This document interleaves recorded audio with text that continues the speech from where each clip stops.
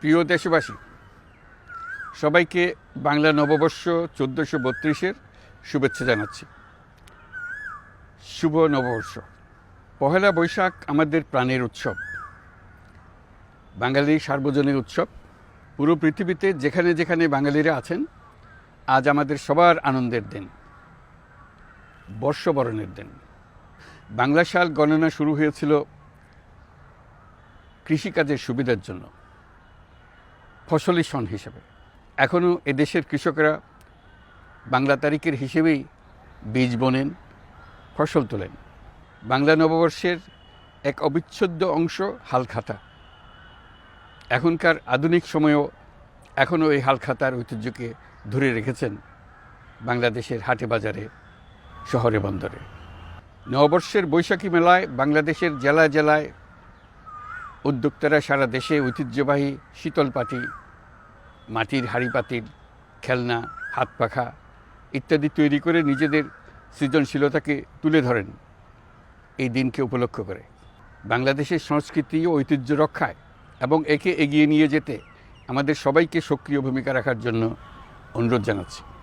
আমাদের এইসব ঐতিহ্য যেন আমাদের নিজেদের মধ্যে সীমাবদ্ধ না থাকে, আমাদের সংস্কৃতি যেন আমরা ছড়িয়ে দিতে পারি বিশ্বের দরবারে।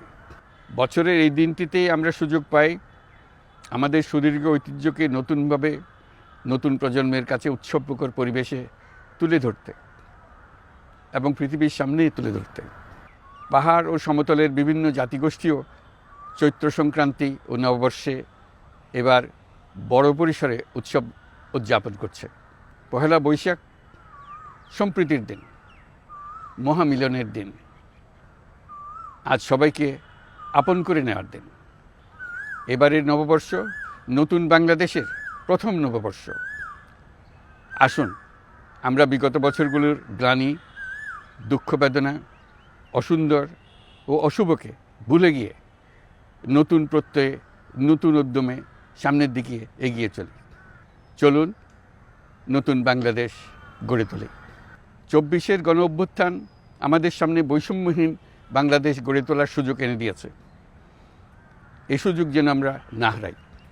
বৈষম্যহীন বাংলাদেশ গড়াই হোক এবছর নববর্ষের আমাদের অঙ্গীকার। আমি নববর্ষের সকল আয়োজন ও উদ্যোগের সাফল্য কামনা করছি। নববর্ষ 1432 আমাদের সবার জন্য শুভদিনের সূচনা করুক।